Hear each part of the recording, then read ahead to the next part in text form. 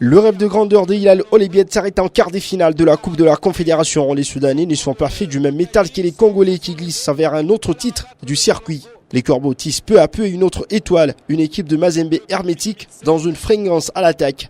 L'accélération de Ushindi Wakubanza termine sur le poteau de Akram El Kadir. Avec une première occasion. Les Corbeaux ont la maîtrise du ballon en ce début de match, mais vont se faire une grosse frayeur dans un cafouillage. Aucun Soudanais n'est présent pour propulser le ballon au fond de filet. Les Congolais vont avoir des possibilités d'ouvrir le score. Ben Malango voit son but refusé pour une position litigieuse. Ballon qui revient là sur Ben. Les Lions de Korofan subissent une pression fiévreuse. 22e minute, double occasion pour le TP Mazembe. Rainford Kalaba but sur la barre transversale.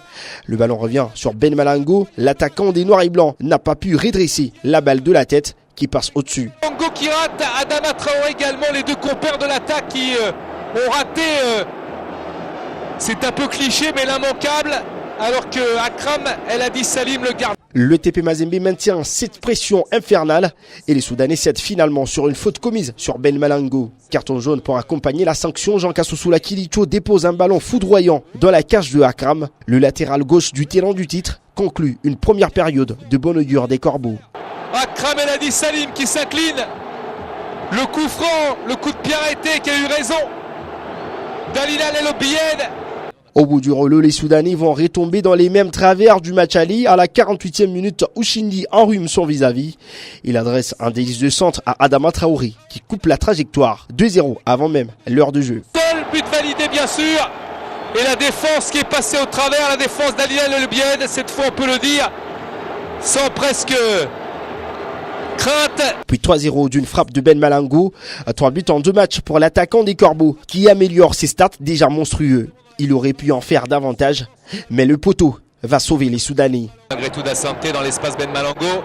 Ben Malango, la frappe ratée. 83e minute. Mazembe retrouve de la verticalité en profondeur. L'offrande de Assanté profite à Meshak Elia à peine entré. Son premier ballon avec une facilité impressionnante.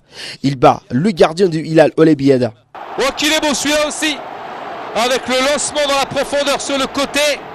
Les deux remplaçants, il me semble que c'est Assanté qui a fait la passe. Et Meshak Elia qui venait de rentrer, qui met le 4e, 4-0. Les Blues ne sont pas au terme de leur souffrance. Dans les Fergie Time, cerise sur les gâteaux, Issa Mampeko fume Akram d'un missile en guise d'une manita.